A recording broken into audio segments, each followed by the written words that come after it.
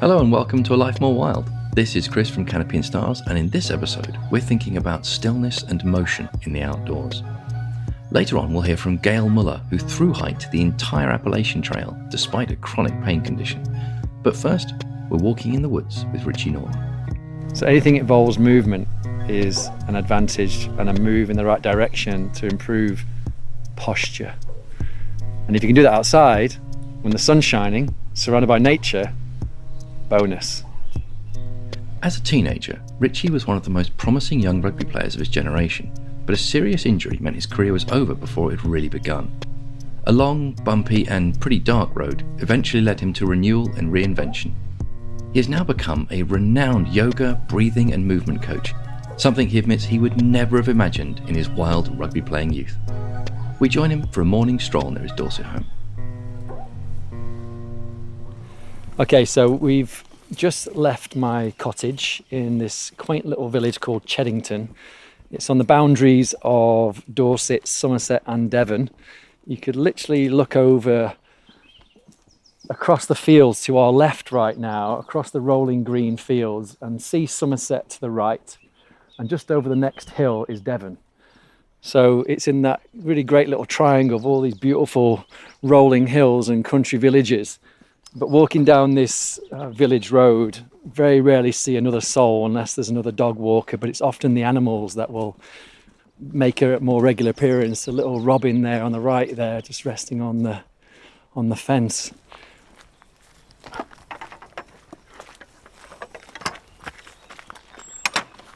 Where we're going here, we're taking the back route through the woodland to the Cheddington estate. This is the scenic route. We're going to walk down through a few bridle paths which cut through some of the farmers' fields and end up down at the pond, which is where we tend to go when the weather's right, but it's usually undisturbed, nice and peaceful, nice and quiet, and that's where we'll hopefully get a chance to do a little bit of breath work and disconnect for a few minutes.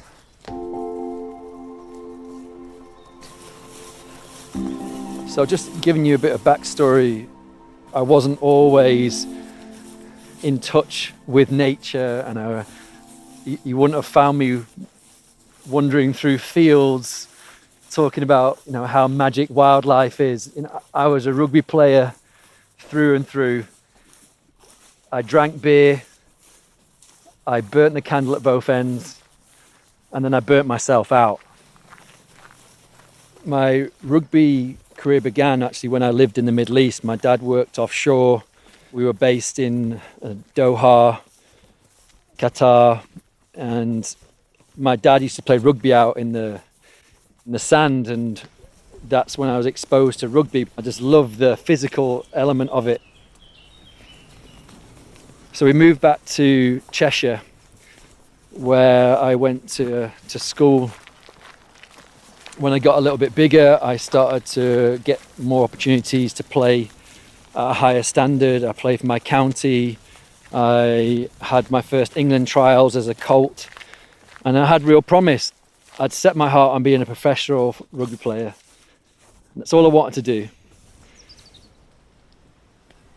We're going to take a little right here. We just come up onto this country road. We'll head over to the right hand side and just head down this little path here. I got an opportunity to go and play in America.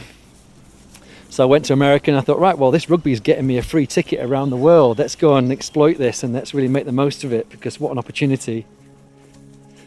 And then the injury came.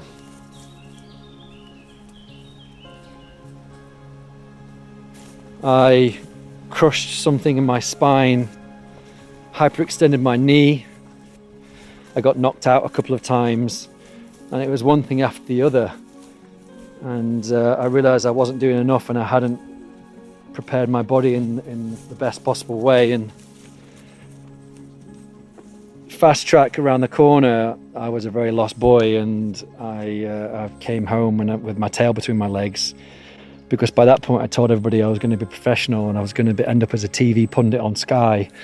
And all of a sudden this dream was over, and I obviously gutted. My ego was very heavily bruised. I moved to London and I just got sucked into the London busyness, the city life.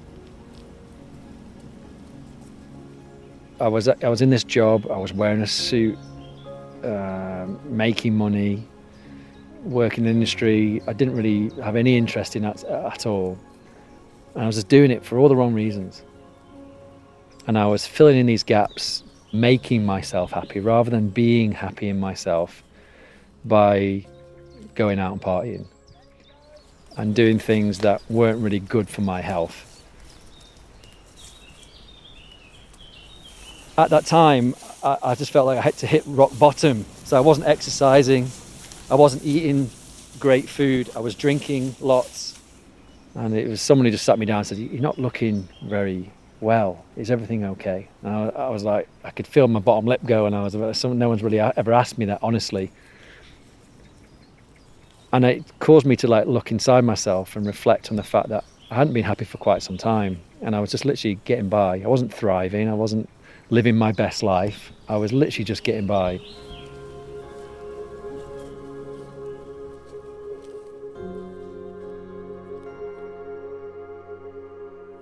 Okay, so as you would have noticed, the grass has got very long under our feet as we cross over into this next field, and we'll head over to the pond.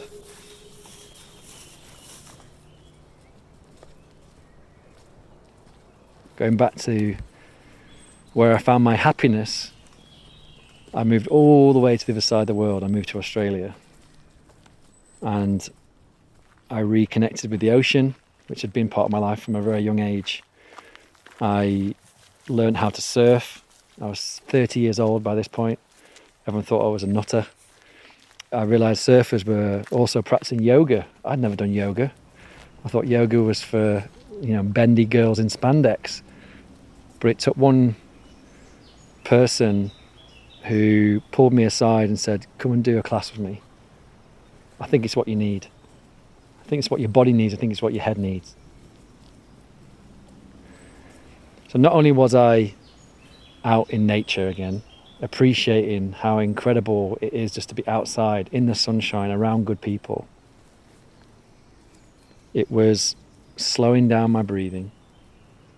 It was moving my body in different positions that it felt like it'd never been in before. All sorts of noises, all sorts of cracks, all sorts of pops. But I've never felt so good in all my life. Physically and mentally. I literally lied down at the end of a yoga class and completely forgot where I was. And it transformed my life from that point forwards. And that's when I knew I wanted to become a teacher. It's when I knew I wanted to embrace this in a deeper way to try and turn my life around. And that was the key to me getting a second chance.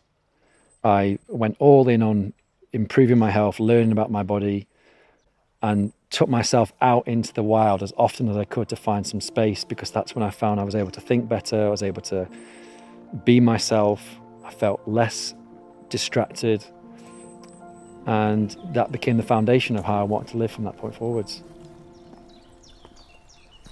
So here we are in the magical pond.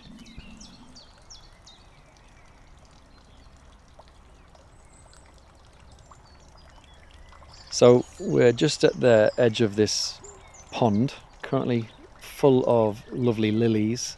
And if you look closely, actually lots of frog spawn. There's lots of frogs about to be hatched from this pond. On the other side of the pond, we've got the local geese couple. But as you can just soak up here, just the sounds of the birds. The wind's dropped off a little bit.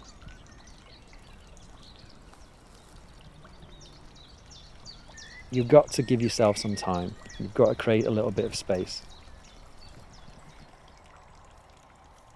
Where we are right now, by this pond, nestled in this woodland, take a big breath in. The sounds, the quiet.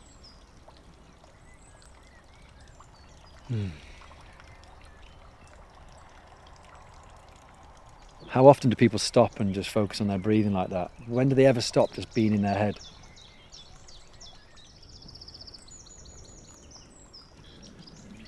So a building block of being more composed and finding more focus is a slow breath in from the nose and breathe deep into the lower lungs.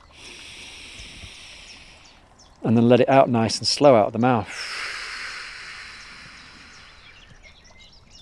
You might notice the difference in just one breath. But imagine if you can find a bit of peace and quiet where you can do 10 rounds of that, or 10 minutes of that. Not only will your blood pressure drop, your heart rate will slow down, your whole being will feel more at peace.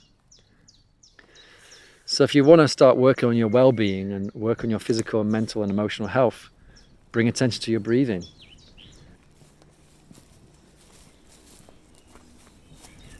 If you can incorporate that with some movement, improve your circulation, stretch out those tight, tense muscles, lubricate your joints, work on your physical body. The more I paid attention to my body, the more I moved regularly, the more I slowed my breathing down, the better I felt all over.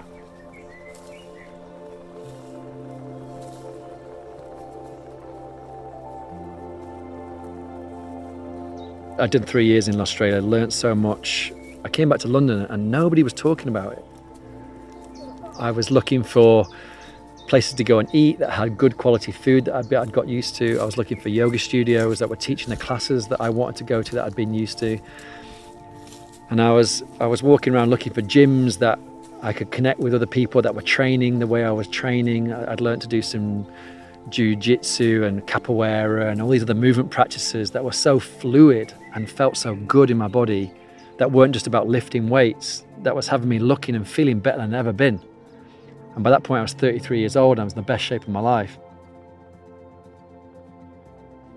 So I spent the next few months teaching anybody that wanted to be taught and started to host some of my own group classes, and it was great because I was able just to do what I loved and have impacts on people's lives. And being a bloke and a rugby player and a guy with tattoos and quite a muscly guy, and teaching these yoga classes and how mobile I was and how flexible I was my classes were full of guys that couldn't touch their toes and all rigid and stiff, but they were big and aesthetically looked in great shape, but most of them were really poorly functional. And I realised I was onto something here, and I realised I was going to have an impact on a lot of lives, and I just went all in.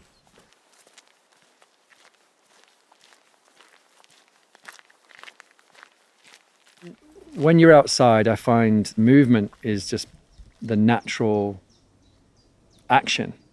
If you're moving, you're not still. If you're looking to improve your posture, your position, get rid of aches and pains, you need to improve flow. You need to improve circulation, oxygen getting around the body. You need to change direction. You need to move in different directions. So as soon as you get up and move around a little bit, everything changes. Everything unlocks. You start to engage with different muscles. You start to breathe differently. Your brain switches into a different gear. So anything that involves movement is an advantage and a move in the right direction to improve posture. And if you can do that outside, when the sun's shining, surrounded by nature, bonus.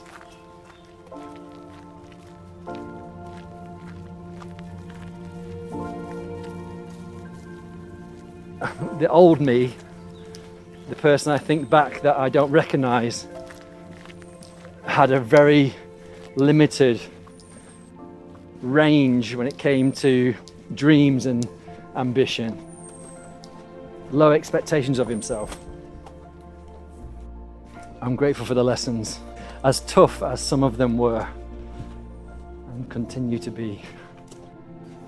I can't wait to see how long I can live and how much I can achieve, because I know anything's possible. If you put in the work and you learn the skills and you practice what you preach, it's worth it.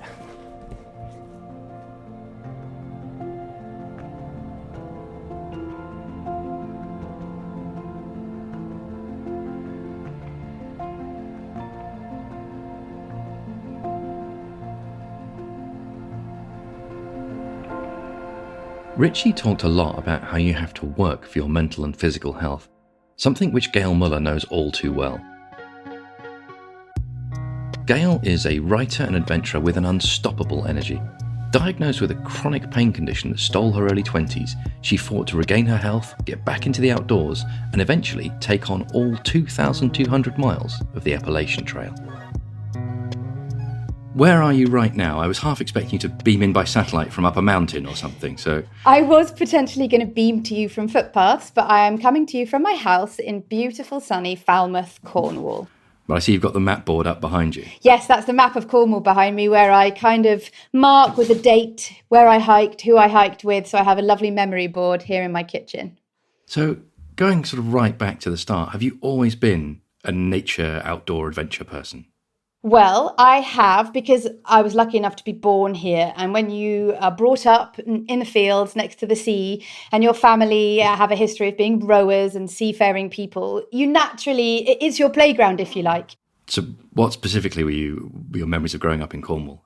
For me, my memories would be about freedom, about the trust my parents had in me and the safety that I had around me, being surrounded by fields and countryside, that I could put a little backpack on, walk across 2 fields where my parents could still keep an eye on me out of the top bathroom window, but I didn't know that. I felt like I was so wild, so free, get to the little group of trees 2 fields away, climb the trees and not be able to see very much in terms of conurbations, villages, towns for miles in every direction. And I could feel so at peace being in nature. And I remember coming back to that when I was very ill.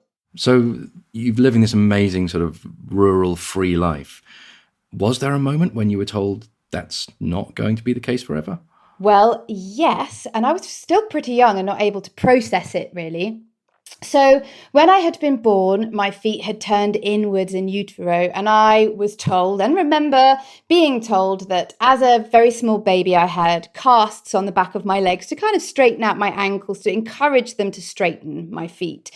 And I think that was all signed off. I was a toddler. I remember people watching me walk and checking it was okay. However, my feet still turned in a little bit. And then my uncle very kindly noticed that and was concerned that it might have a knock-on down the line. So he was financially at the time able to have a private consultation in London with a specialist for gait and orthopedics, etc. So I remember telling my lovely mum, I don't want you to come in with me. I can do it by myself. So in I went, maybe I was 12, 13. It was early teens, awkward, puppy fat, feeling awful. And then I had to strip down to just the bottom half in my pants so that on this treadmill so they can film you and see how your knees, the alignment of your hips and your movement. I remember sitting on this little horrible plastic chair in my pants. And I remember him clearly saying, if you don't get your feet broken and reset, then you'll be in a lot of trouble down the line with your physicality. And then probably you'll be in a wheelchair pretty much by the time you're, I'd say 40. That's kind of game over for you being mobile. And I remember being like, okay, thanks, gotta go. And I never really told mum, because years later when I did tell her, she was like, what? You never told me that? There's no necessarily follow-up at that time. And I was quite happily thinking, well, if no one mentions it again, it's clearly not really a problem. And it didn't bother you? You weren't brooding on it for days? No, but it was definitely something I later realised I'd stuffed away in a shoebox in my head, and that was actually quite a heavy weight. It was like a premonition to come that I was refusing to consider, because at the time I was running cross country for my school, and later in my late teens and early 20s I was stroke rower for the gig rowing team here in Cornwall. Feisty, strong young woman, dancing at the nightclubs, everything was great until it wasn't. So in my, I'd say late 20s, I was studying for my PGCE at Exeter University, which involved driving up and down from Falmouth. And on one occasion, a big transit van hadn't noticed I'd stopped and was indicating to go into a petrol station. And he was cruising along the road, probably looking out the window at something nice, and shunted straight into the back of me while I was waiting to turn in. So that started a 12 to 15 year slow process of attrition, of getting worse, where ultimately at times I couldn't move my body out of bed. My entire right side was like it was on fire, agonized pain. And you start to hear those doctor's words again. Exactly. That's like, I'm going to be in that wheelchair. This is going to be the end. So when you're talking about this, you said war of attrition with your body. Mm-hmm. How does that affect you emotionally over such a long time? I think that If you have something that's linear and you understand that you are declining, it's hard enough, and that's an emotional challenge.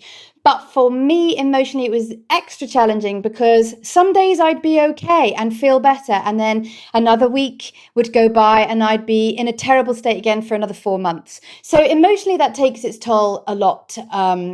It's a heavy weight. The person at the pain clinic towards the end of the road, the pain clinic, which back in the day definitely felt like the knacker's yard, and the clinician there, the specialist, a fella, quite aged and probably maybe slightly archaic in some of his thinking, said to me, "Gail, you must stop having hope. It is holding you back. It is making it difficult for you to come to terms with the fact that life's going to be different for you forever. Stop having hope, have acceptance." And I would say, you can have hope and you can have acceptance concurrently. So that's what I took from the pain clinic. Thank you, pain clinic. There are a lot of nice people there and it's changed a lot now. But that's my belief in my worst emotional states, in my most depressive periods when everything was dark. It was, I have to accept how I feel today and right now in this hour, but hope that the next hour will be different and tomorrow will be different. There's always a way. The sun always comes up. There's always a light at the end of the tunnel, for sure. So then, was it, you went to Italy? Yes. What was the secret of that? Well, I tried everything. Like in my school holidays, even though I was in a lot of pain, the only other thing I was able to do was sit in a plane seat, go somewhere, try something new. I fasted in Thailand twice for 12 days in a row each. Transcendental meditation, everything you can imagine, plus Pilates and swimming, all the good stuff. Everything worked for a minute, but nothing worked for very long.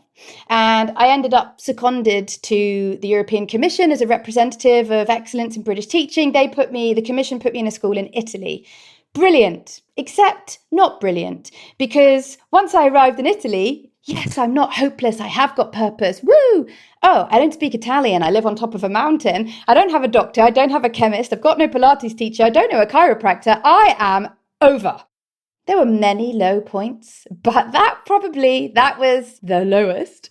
And I do remember thinking, shall I just yeet myself off this balcony into that forest? But I recovered and came through. But it was in that night, on that moment, I found a phone number for a chiropractor that my English chiropractor, Cornish chiropractor, had given me. And from that moment on, it was the beginning. It was the beginning of my recovery. They did scans of my head. He worked closely with the chiropractor. The dentist and the chiropractor worked together. Lots of people rubbish or poo-poo chiropractic. That's absolutely fine to do so. For me, it was a lifesaver. So those two together worked on my jaw. Having every single thing under the sun diagnosed. It's your feet. No, it's your spine. No, it's your brain. No one had ever said it's your teeth. These guys said, oh yeah, it's your teeth. So they realigned how my teeth met in my mouth. They changed the height of some of them. I wore braces for 2 years, which was pretty uncomfortable. But when the braces were off, I realized that through that process, my body had become more aligned, that how my teeth met predicated how my skeletal alignment was.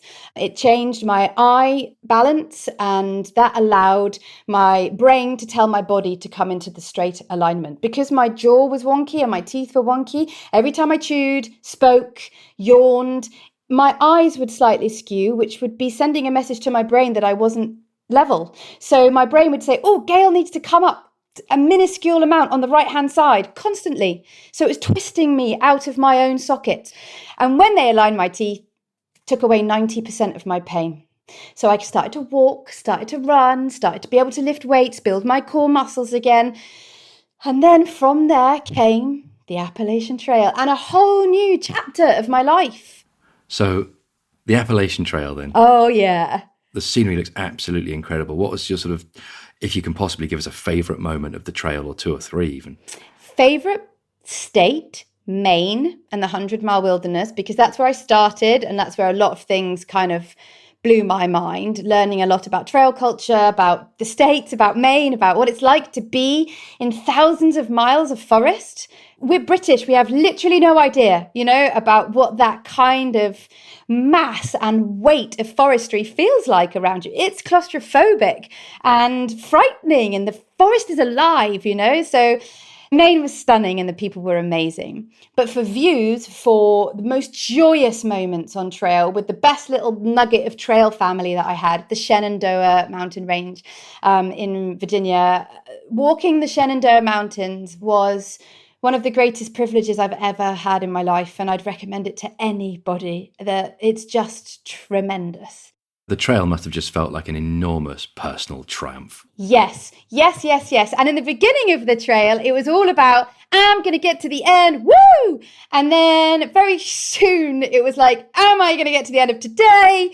And it just goes on and on and on. You think about, I'm going to hike the Appalachian Trail, but every day, all you do is get up, pack your tent up, filter some water, have a cold coffee where the granules haven't dissolved properly, walk all day in the tunnel of greenness, go to bed again for 6 months.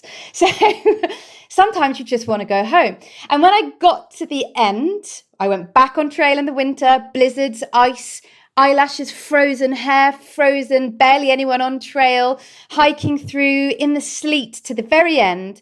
And I wept and wept, put my hands on it, put my forehead on the ground. It was literally thank you to the trail. And it makes me emotional. I'm emotional now. That trail, that dirty ribbon through those forests saved my life, gave me back to myself, gave me a new perspective on humanity, on nature, on why we are here, on what a good life is. And it's a culmination of the trail angels, the people who live alongside it, the people who you meet, the people who open and bare their souls, the kindness of everyone helping each other along. And in the rain on that December day, I just gave thanks. I was the most humble and broken open I have ever been and may ever be. And in fact, it wasn't an ending. To be honest, it was a beginning. Sorry to be emotional. It's very moving for me. No, that's amazing. I'm booking a flight right now. I'm gone. So you've mentioned a couple of times, hiking families. Yes, yeah. People who hike maybe at the same pace as you and start similar times, they ebb and flow because people's paces change. But yeah, that's who they are and they're wonderful. And what did you sort of learn from them? I learned all sorts of things across the entire trail. But one is sometimes on a long trail, or even a short trail really, you feel like crap. It's rained for 4 days, maybe a week. Everything you own is wet. Your quilt is wet. Your socks are all wet. You're chafed. Your food's run out. You never want to see oatmeal again as long as you live. You've had an argument on a mountaintop and then you haven't had service to make that better for 3.5 days. So you feel terrible and you want to go home. So you say to your trail family, I am done. I'm out of here. I don't know why I'm hiking this stupid trail anyway. This is ridiculous. It's boring and it's shit. So I want to go home. And people say, okay, go home. Go home. It's fine. If you want to go home, go home. We'll all help you book a train, get a ride from the trailhead. We'll say goodbye and wish you the best. But you're not allowed to quit today. You're not allowed to quit while you feel crap. You have to wait till your next good day. And when you have your next good day, we'll remind you and then we'll help you pack all your stuff and we'll send you home and no one will give you any grief. Yeah, all right. So you feel like you've been heard, and then grumble, off you go. And then you have the next day or the day after the sun comes out, you have a cider with your friends because someone's left some magic on the side of the road for you and woo! And someone goes, hey, we're going to book you a cab now. And you're like, why? Oh, because you want to go home. Oh, no, not going anywhere. So the advice is never quit on a bad day. You have to wait till the good day. So just don't quit on a bad day. Bad day at work, terrible day, whatever it might be with your relationship, hate where you live, whatever it might be. Wait till you feel good about life again and then make the decision to give up. And quitting is never a problem, but just try not to do it when you feel your worst. I love that. So Richie and Gail have probably already got you fired up to take on the big challenges in your own life. But if you need more inspiration, check out their websites through the links in the episode notes. Remember to rate and follow us in your podcast app, and we'll see you outside again soon.